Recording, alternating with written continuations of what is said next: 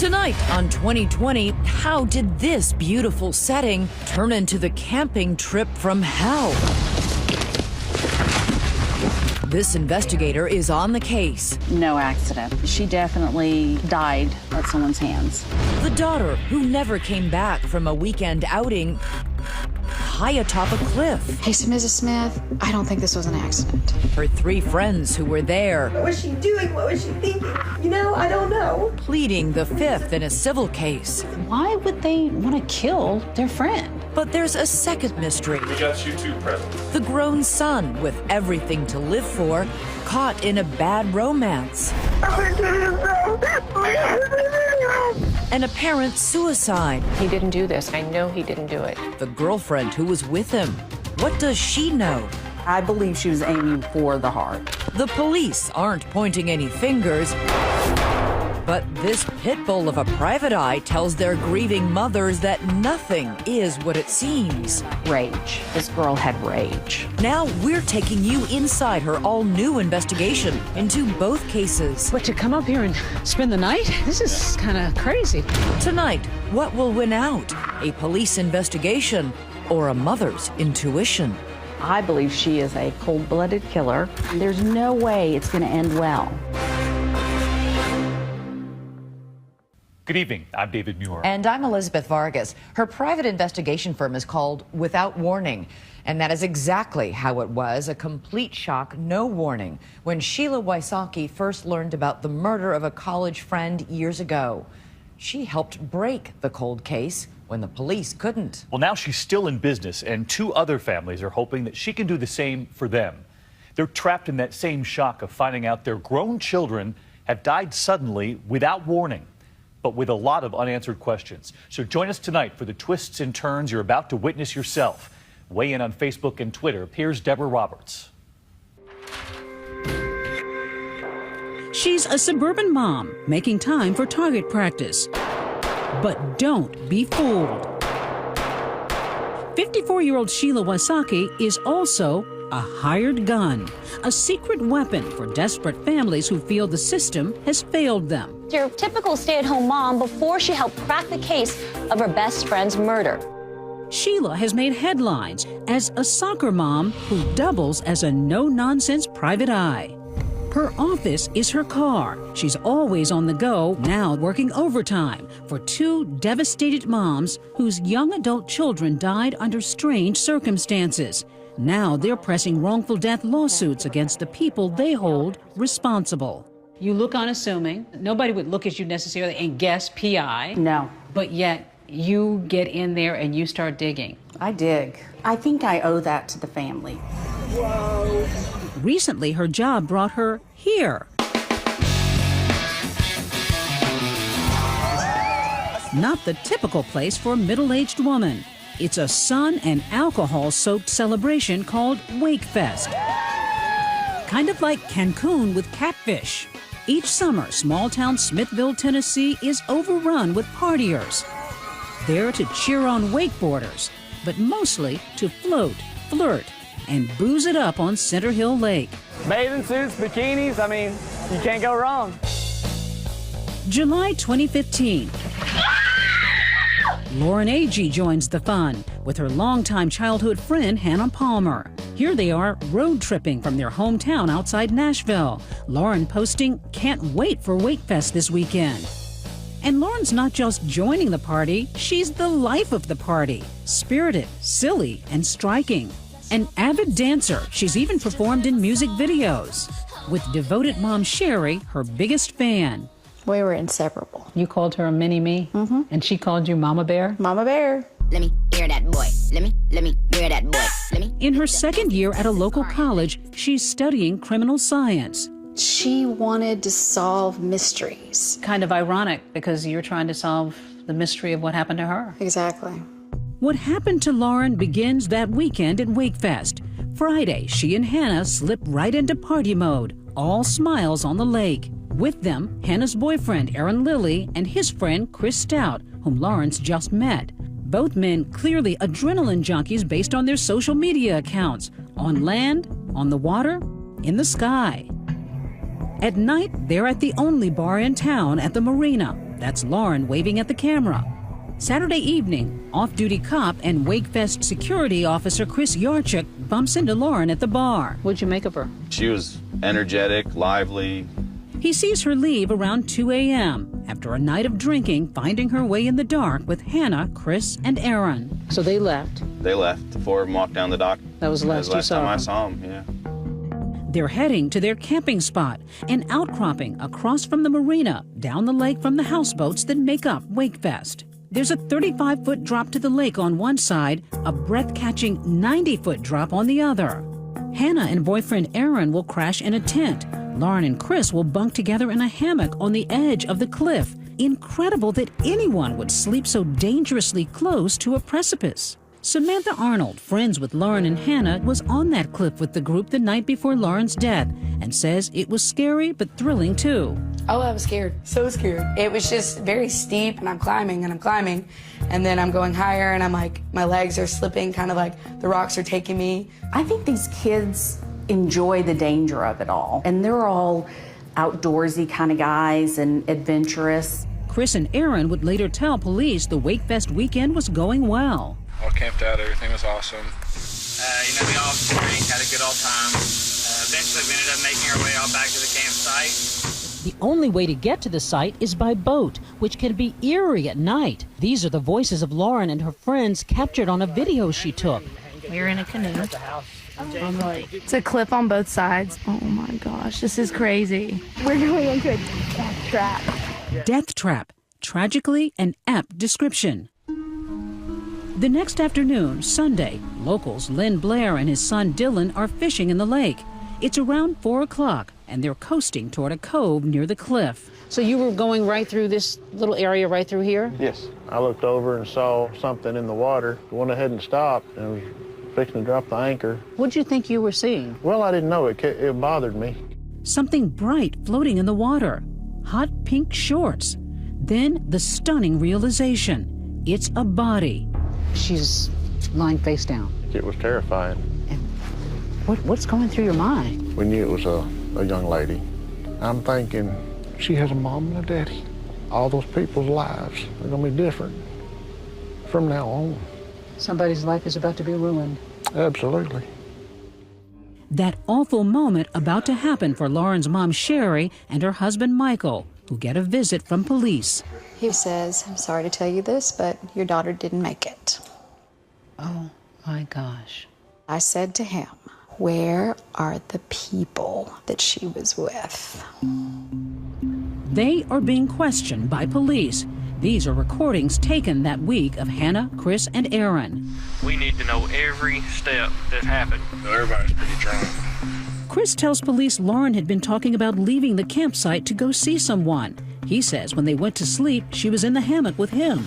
But when they woke up, Lauren was gone. I woke up and I woke him up and I said, where's Lauren? And he said, she got up a while ago. He was like, but I didn't feel her or anything. And I said, okay, have you seen her since? And he said, no. And I asked how long. He said he wasn't sure.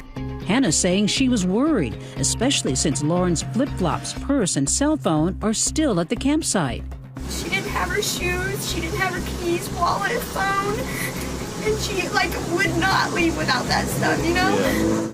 Did any of these kids call somebody when they thought she was missing? No. They went to Wakefest, even though their friend is missing? Right. So now you're beginning to smell something funny. Right. I honestly wasn't really worried about it because I didn't think anything had happened. I didn't think anything would happen. We were like, well, maybe somebody came and got her. And then we went down to the boat dock and we waited and waited and waited. And almost seems like I'm a suspect right now, but I know you guys are just doing your job. New tonight, family and friends want to know how a 21-year-old Hendersonville woman died in Center Hill Lake. She camped this weekend on the edge of a cliff. Her body found Sunday in the water below. As for the official investigation, the early read is that Lauren, whose blood alcohol level is more than twice the legal limit, accidentally slipped and fell. The DeKalb County Sheriff says her death does not appear to be foul play. The autopsy results could take a few weeks. Not so fast. Sherry gets a phone call from a concerned officer that will put Mama Bear on the hunt. Hey, so Mrs. Smith, I don't think this was an accident. And the claws really come out when she sees this Instagram posted by Lauren's hammock mate, Chris Stout, the day after her daughter died. Wakefest 2015 went pretty good this year. Met some new friends that made it awesome. In the photo, Hannah and Aaron smiling on a boat. But worse, Sherry says that edited post originally said, Best weekend ever. He wrote best weekend ever. And you're gonna put on your Instagram best weekend ever? We were appalled. Appalled and now driven to get Sheila Wysocki on the case. Sheila is a pit bull disguised as a soccer mom. She has no fear. And that soccer mom has other balls in play, including a strikingly similar case for another mom who also suspects foul play in the death of her son. So suicide is not crossing your mind at all? Never crossed my mind. Never. It's not a suicide. It is, in my opinion, a homicide. Homicide? Absolutely. Stay with us.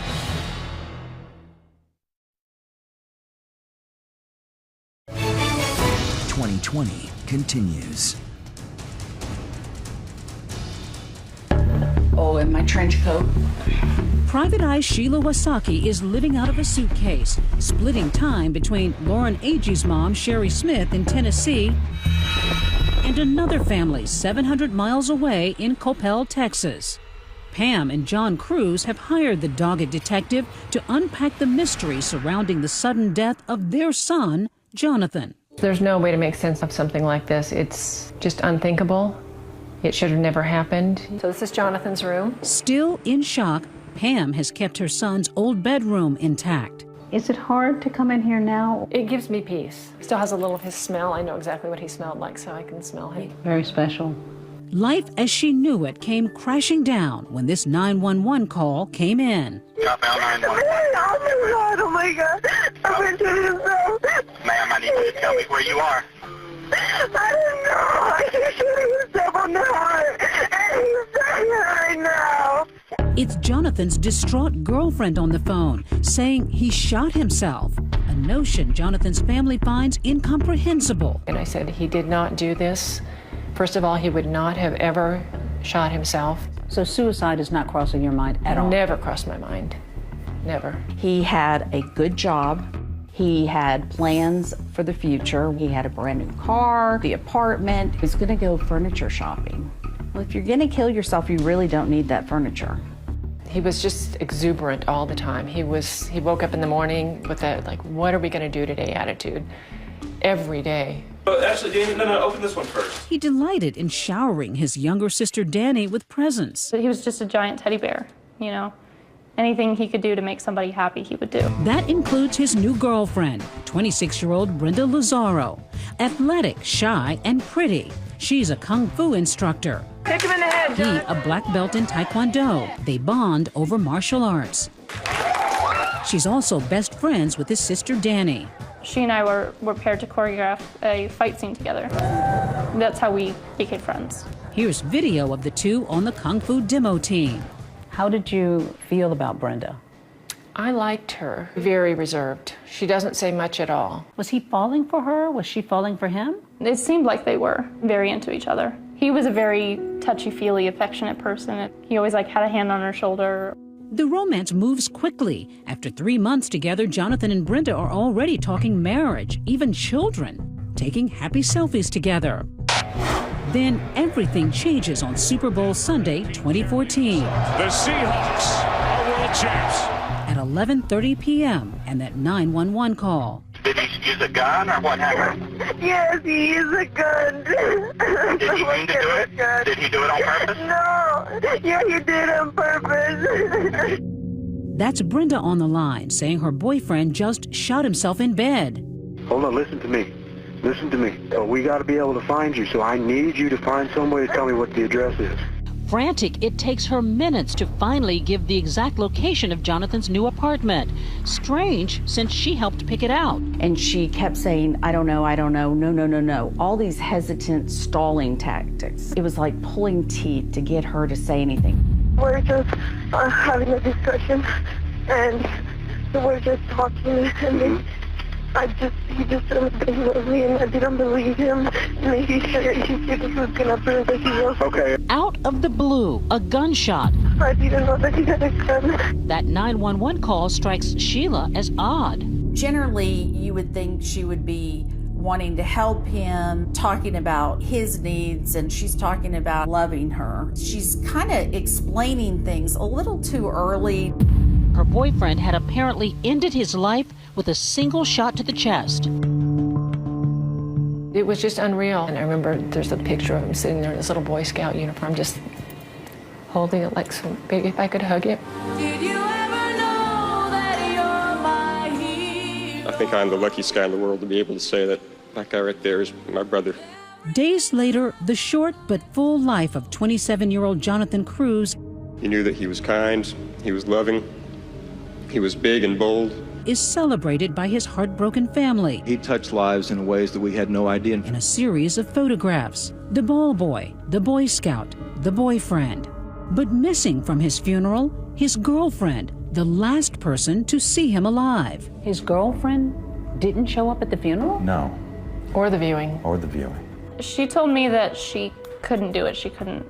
She was too upset. Hours after the funeral, Jonathan's sister Danny says she gets her first indication something's off with Brenda. She went crazy on me. She was complaining that she wasn't involved enough. None of you thought for a second to acknowledge our love during his funeral. I was just mad. Like, how dare you say these crazy things? How dare you make demands? When we come back, Sheila takes us to Jonathan's apartment. What can we learn from a dummy? His left hand had 0 gunpowder. And how she believes he died.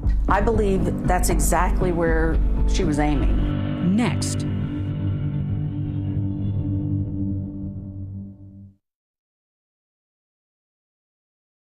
Pam Cruz wants justice for her son Jonathan. Police have made no arrests. They haven't closed the case, but it's inactive.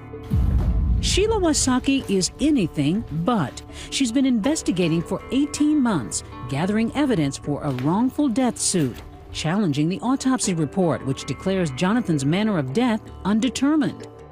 So this is Jonathan's exact apartment. Sheila takes me back to Jonathan's apartment. And the bedroom is back here. To point out what she says are red flags in the case. So this is where he was found. This is where Jonathan was found. And he was positioned at the edge of the bed. In the bed, we place a dummy and prop gun so she can demonstrate her theory. He was right-handed. There was gunpowder on the top of his hand, so there was none on his palm. His left hand had 0 gunpowder. What initially concerned you about this? Because when you think about it, a guy who knows guns well is lying in bed and he shoots himself in the torso? But notice what you just did. You did the easiest hand to shoot in the torso. The left hand? No gunpowder residue. So he would have had to go around. And he couldn't. Gunshot residue can't always point to the shooter, but Sheila points to something else. If you're gonna kill yourself, generally you shoot in the mouth. You shoot upward. You don't lay down getting ready for bed and shoot yourself. But if Jonathan didn't shoot himself, then who did? Sheila says critical information came from this couple, Emily and Jacob Ramsey, Jonathan's dearest friends. They'd gone out to dinner with Jonathan and Brenda. I walked in and gave him a big hug. Jacob gave him a hug, and then we sat down at the table and just proceeded to try and get to know Brenda at that time. What did you think, Jacob, when you met her? Most of the girlfriends he's had in the past were very vivacious, very alive. Brenda was completely opposite. She was just kind of shut off. The double date is a dud.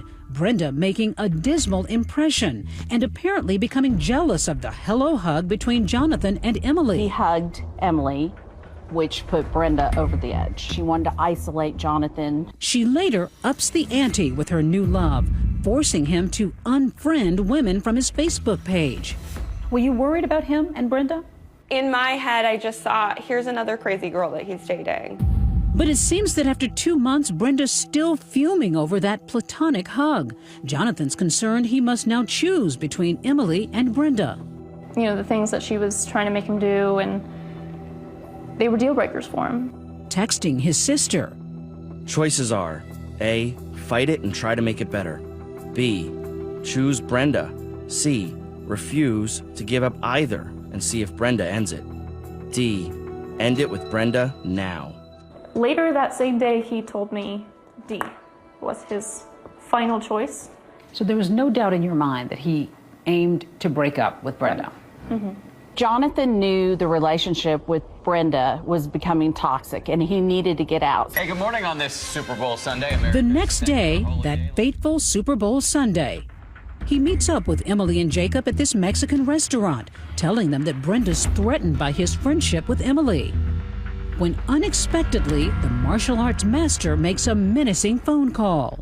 She just started yelling at me and telling me that I was a disrespectful little girl. So she's verbally attacking you. You hug my man, that's so rude, you stay off of my man. And I said, well, he's my really good friend and we've never dated each other, we've never kissed, it's never been anything like that. Rage. This girl had rage. Irrational, unstable rage. During their goodbyes, Jonathan tells his friends he's breaking up with Brenda that night. Later, after the Super Bowls ended, Emily gets a peculiar text from Jonathan's number. I want to die. Period. Had you ever gotten anything like that from him before? No. I was just kind of like, what is going on? Like, that's so weird. Despite her multiple phone calls, radio silence from Jonathan. Until the next morning. My phone rang, and it was Jonathan's brother. He just said it like, John's dead. I immediately broke down. You know, it was something that I'd never experienced before. 11:37, Jacob called me hysterical. Just sobbing, saying, he's dead. Like, he was shot, he's dead. She then remembers that weird text message. It was all coming in like, something is wrong, she texted me. That was not him, he would have never texted me that. You're thinking Brenda texted you? Yes. Later, Emily calls police and also tells Jonathan's mom, Pam, of her suspicions of Brenda.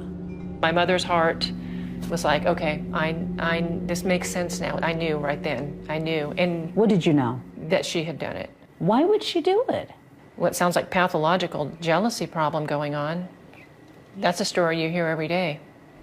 You know, people kill for that reason all the time. Pam's convinced that her son didn't commit suicide, that he was killed. So how do you think it might have happened? I believe she walked up and shot him, and then he rolled over. Jonathan was shot on the left side of the chest. The bullet passed through his body and lodged into the mattress. For Sheila, that bullet trajectory is key. For him to have done it himself, he would have had to shoot himself downward? Yes. But if, as Sheila believes, Brenda fired the gun standing over him... It's an exact shot. And what's interesting is in the 911 call, Brenda says he was shot in the heart. I believe that's exactly where she was aiming. He broke her heart that night by breaking up with her. And then she shoots him, possibly in the heart, you think? Right. I believe she was aiming for the heart. And speaking of that 911 call, Sheila says there's a lot of information to be gleaned from it. Take a second listen. Did he mean to do it? Did he do it on purpose? No. Yeah, he did it on purpose. I think she answered it honestly, saying, no, he didn't do it on purpose, and then caught herself. A Freudian slip. It's definitely something to stop and think about in an investigation. How frustrating was it for you that police just didn't seem to turn anything up? There have been other police officers who have looked at this and are scratching their heads as to why there has not been an arrest. And so we scratch our heads right along with them. Next, the mommy PI makes waves in the Lauren Agee case, reeling in Lauren's Wakefest companion. You understand that we're recording. Plus, an intriguing test. Watch what happens next. #2020 continues.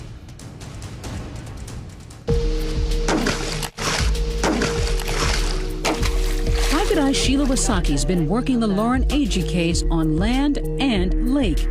Back in Smithville, Tennessee, where Lauren's body was discovered after camping on a cliff with her friend Hannah Palmer, Hannah's boyfriend Aaron Lilly, and his friend Chris Stout. To Sherry Smith's dismay, DeKalb County Police have closed the case on her daughter, finding no evidence of foul play. The medical examiner calling Lauren's death an accident, determining she fell from a cliff, landed on rocks, and rolled into the lake. Sheila has her own opinions and begins locating witnesses and assembling evidence filed later in Sherry's wrongful death lawsuit. When you start looking at the autopsy and the crime scene photos and you look at her injuries, they weren't adding up. Sheila points out hemorrhaging in Lauren's neck and sees a possible sign of strangulation. Somebody either held her down or choked her. And she's following a lead, this police officer who called Sherry Smith. I basically just wanted her to know that I strongly felt that it was not an accident. Ryan Mellison was working for a neighboring police department on the day Lauren's body was found and spent time with Chris and Aaron at the scene. They were extremely nervous. In a rare step, Mellison questions the findings of his brothers in blue, saying Aaron and Chris expressed no sympathy or concern for Lauren. Just their body language and demeanor toward the incident told me that there was something wrong with the picture. People don't act like that unless they know something or they have something to hide. Could he be right? Sheila tracks down another skeptical police officer from outside DeKalb County. Remember Chris Yarchuk? He worked security at Wakefest and met Lauren the night before she died. He, too, suspects something's off. Your radar kind of was raised right away. Absolutely. He leads us up to the campsite, a snake-infested rocky outpost. We take the same route as Lauren and her friends, with the steep incline and the unstable footing. Even with a rope, it's no small task. It's not easy getting up here. Okay. So this is the spot. Wow. That's quite a trek. Great view, though. The terrain, treacherous, even in daylight. It's hard to believe that they came up here in the middle of the night, and they're intoxicated, too. This area here is where Lauren and the others set up their campsite. Do you believe she slipped down this hill and fell to her death? I do not. Yarchuk's main question, how did Lauren's body end up in a cove, hundreds of feet away from the cliff? If she fell off the steep side, her body would have had to travel around a large bend. And if she fell off the other side with the more gradual incline, he wonders, would she have ended up in the water? If she slipped and fell down here, could she have made it into the water? There's too many trees here. There's too many rocks. There's just no way. I mean, you could maybe make it to halfway down where it flattens out. In an unscientific demonstration, he shows us his theory with a mannequin. Similar size and weight, 105-pound dummy, and I'll just drop it going forward.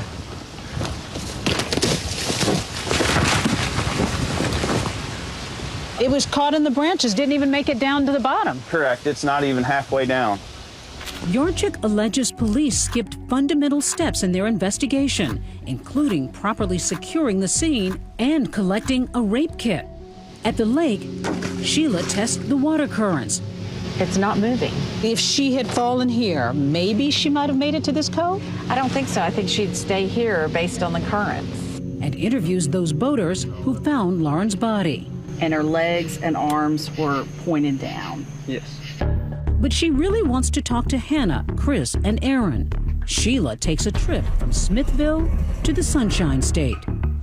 I flew to Florida. To talk to Hannah. To talk to Hannah. Hannah and Aaron moved to South Florida soon after Lauren's death. Here they are on social media enjoying the sun and surf. When Sheila arrives for a chat, Hannah is willing. You understand that we're recording, and you're okay with that? Yes, that's okay. fine. All right. She repeats her story that Lauren was simply missing when she woke up. From the time I went to sleep to the time I went awake, there's nothing. It's just a void of what was she doing? What was she thinking? Was she peeing? Was she with somebody else? I don't know. As for Chris, who Hannah and Lauren met that weekend, He was asleep. I didn't know him well, but people ask me, do you think he could have done it? No. I don't think he would have been physically capable without me hearing. Hannah explains why she didn't call Lauren's parents and authorities that morning when Lauren was gone. Everybody's like, don't worry, Lauren's the kind that's make friends with anyone. And, right. Okay, I try to keep calm. I searched as much as I could without having to go to every single boat. I figured she would find us. Mid-conversation, Sheila says there's a telling moment, and she's immediately suspicious. Hannah's phone starts ringing. It's Aaron on the phone. What we were able to hear was stick to the story. Aaron said stick to the story. Yep. Next, is that the clue she needs in the Lauren Agee case? And a crucial find in the Jonathan Cruz case. The mommy PI tracks down Brenda's ex, and he's ready to kiss and tell. She almost ruined my life. Don't go away.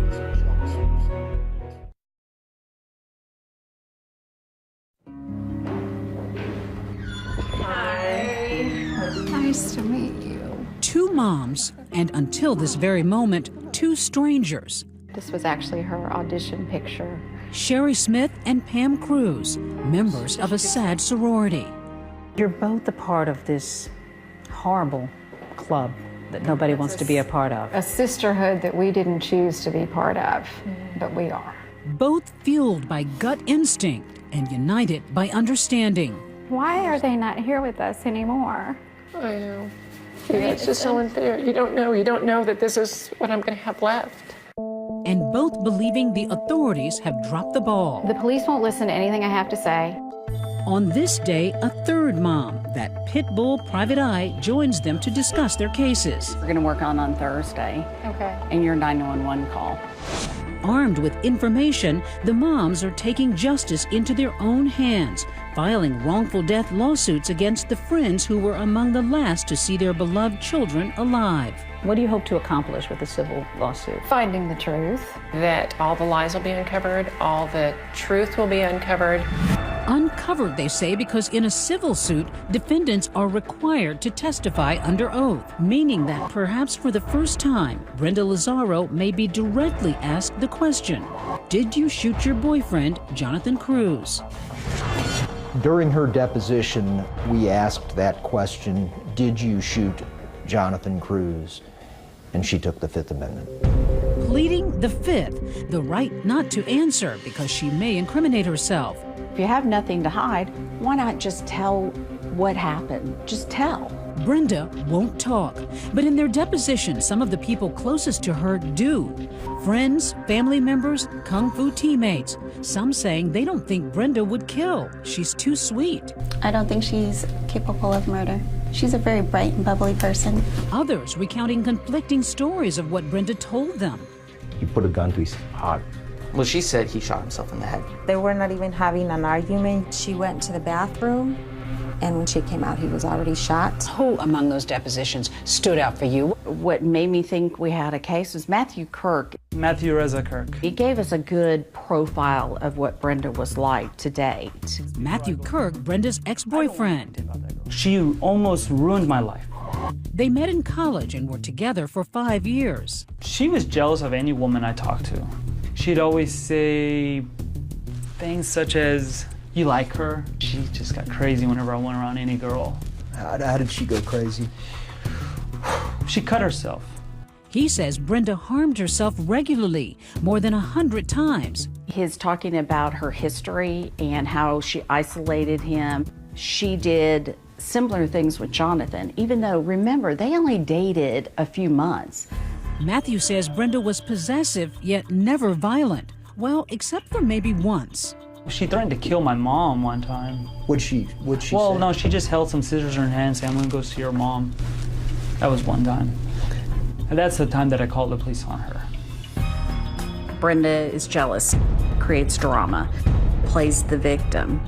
I believe she is a cold-blooded killer. Brenda Lazaro has denied all the allegations against her. If this is so clear to you, why isn't Brenda Lazaro under arrest? A great question for the Coppell Police Department. I do not understand it. In a statement, the Coppell Police Department says it does not have enough evidence to present to a grand jury. We tracked down Brenda Lazaro, still working at that kung fu school just minutes away from the Cruz home.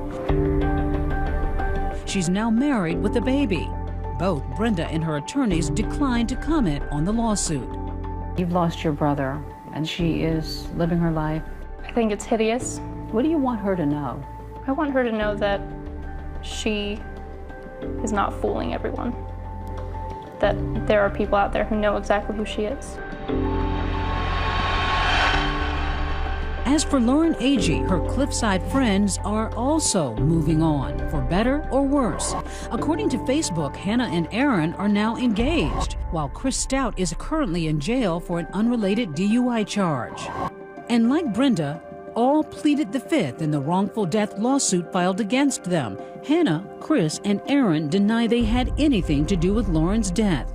Hannah Palmer declined to speak with us, but her friend Samantha Arnold did. Hannah and Lauren, and knowing the connection that they had with each other, that Hannah couldn't possibly do anything like that to her.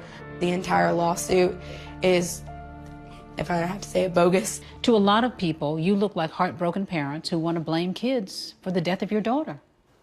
So be it. Yes, we are grieving parents. We're grieving every day, but we just want the truth. Next, Sherry Smith finally gets her day in court. I have hope, and let's see how this goes. A judge's ruling. Of Lauren Taylor Agee, deceased versus. Stay with us.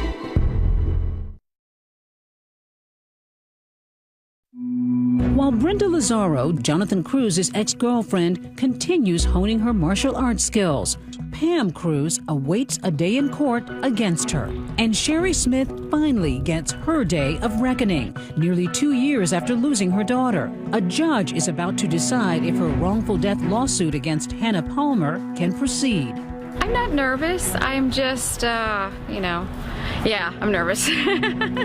First, a blow to Sherry's hopes. The judge dismisses nearly all the observations of witnesses like police officers Chris Yarchuk and Ryan Melanson, and the conclusions of private investigator Sheila Wysocki. Their opinions were not based on any relevant scientific methods, processes, and data, and seemed to be just pulled out of the thin air.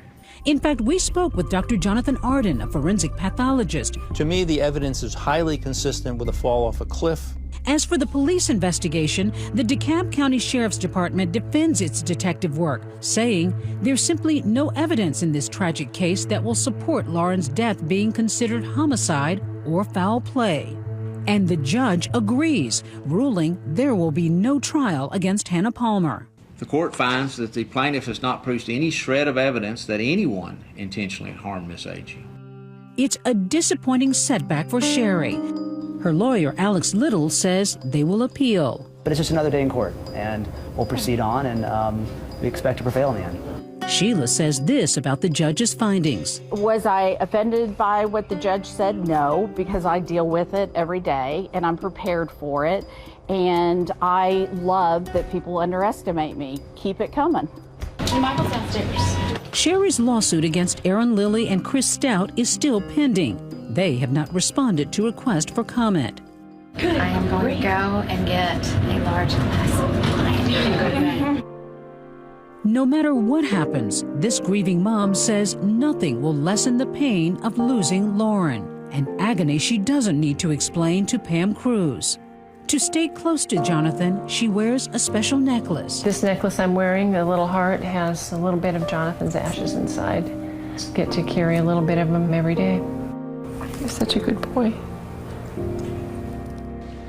After meeting, the two moms vow to stay in touch. I feel like I've known you for so long. I know, I feel like I've known you too. United in their love for their children, their loss, and the woman in whom they've placed so much faith. You get emotional with some of these cases, don't you?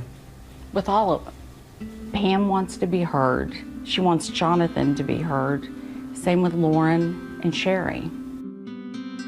And I hear them. And Sherry hopes Lauren can hear what's in her heart. So we are sending these to heaven, guys. All right, on the count of 3. 1, 2, 3. Love you.